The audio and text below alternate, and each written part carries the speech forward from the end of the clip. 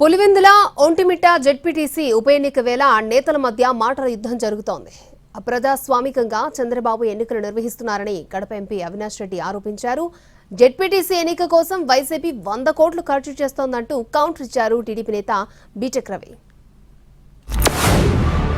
ఎక్కడన్నా ఇంకా కర్రలు తక్కువైతే పోలీసులు లాఠీలు సైతం ఇచ్చే పరిస్థితుల్లో పోలీసులు ఉన్నారు.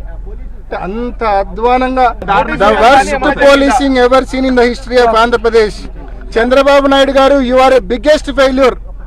ఇంత అప్రజాస్వామికంగా నువ్వు ఎన్నికలు జరుపుతా ఉన్నావు.